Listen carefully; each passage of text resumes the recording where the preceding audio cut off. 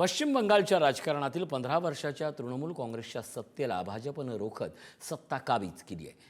198 पेक्षा जास्त जागांवर विजय नोंदवत भाजपनं तृणमूल काँग्रेसला 100च्या आत रोखलं। पश्चिम बंगालचा निकाल तृणमूल काँग्रेसपेक्षाही विरोधकांना मिळालेला धक्का हा फार मोठा आहे। बंगालचा विजय हा केवळ एका राज्याचा विजय नाहीये।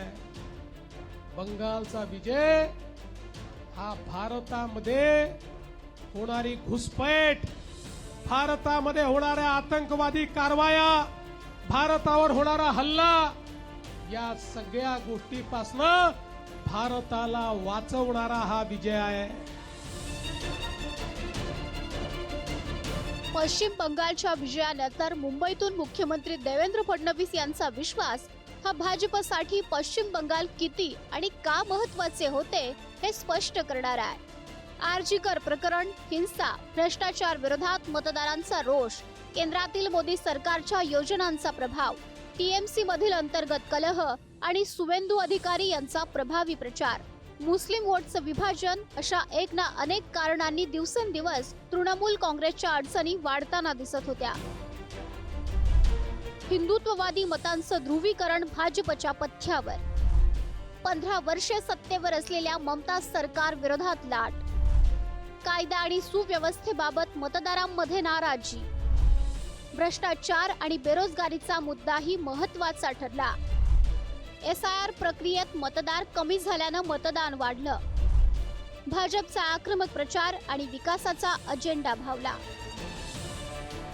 हा निकाल फक्त पश्चिम बंगाल पुरता मर्यादित नाही। 2026च्या राजकीय समीकरणात भाजपची ही विजय लाट राष्ट्रीय स्तरावरही प्रभाव टाकणारी ठरू शकते।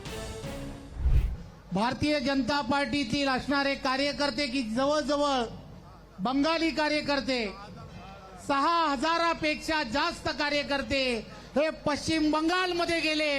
200 पूर्ण मतदारसंघामध्ये रात्रीचा दिवस केला आणि मी खऱ्या अर्थाने या सर्व कार्यकर्त्यांचं मनपूर्वक धन्यवाद देतो। जो विजय मिळालाय हा विजय हा राष्ट्रीयत्वाचा विजय आहे, नॅशनॅलिटीचा विजय आहे असं मला वाटतं। पश्चिम बंगालमध्ये तृणमूल काँग्रेसचा तंबू उखाड़ दिया। ममता बनर्जी यांचा कुराज्य आणि त्यांच्या राज्यात होत असलेले नागरिकांवरचे अन्याय अत्याचार या सगळ्या विरोधात बंगालच्या समस्त जनतेने, मतदारांनी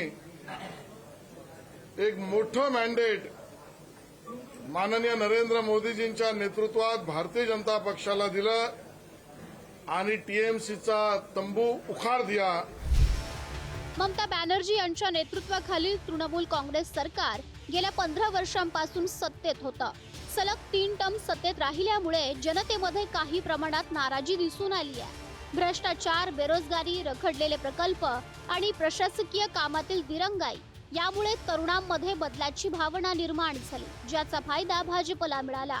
शिक्षक भरती घोटाळा, रेशन घोटाळा आणि स्थानिक नेत्यांवर झालेले भ्रष्टाचाराचे आरोप यामुळे मध्यमवर्गीय आणि सुशिक्षित मतदारांचा कल भाजपकडे झुकला गेला। ऐन निवडणुकीतला महिला विधेयकाचा मुद्दा आणि त्याच वेळी या निवडणुकीत मतदार यादीतील दुरुस्तीचा एसआयआर मुद्दा अत्यंत कळीचा ठरलाय।